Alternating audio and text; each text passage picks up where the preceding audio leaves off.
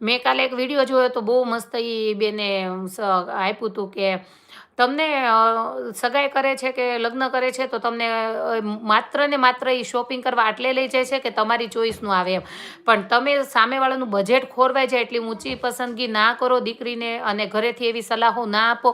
અને મને તો એટલી ખબર પડે છે કે કોઈ પણ દીકરીને એ લોકો સામેવાળા તમને લઈ જાય છે શોપિંગ કરવા માટે, તો મેં ઘણી વખત એવું સાંભળેલું છે. મારે તો નામ ન લેવાય કે કોની સાથે આવેલી છે, પણ તમે તમારી મોટી બેન, નાની બેન અથવા તો તમારી ફ્રેન્ડ કોઈને સાથે ના લઈ જાઓ. તમારે જ પહેરવું છે, તમે જ સિલેક્ટ કરવા જાઓ. તમે 2 જણને સાથે લઈને જાઓ એ સારી વાત નથી જ.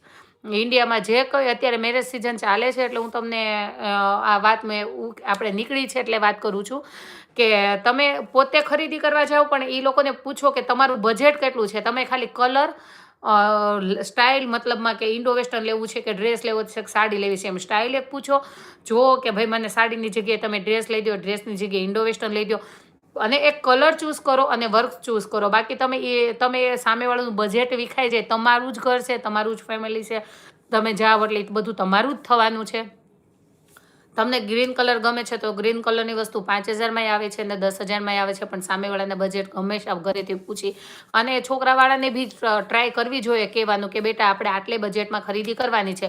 ખોટો દેખાડો કરીને તમે પણ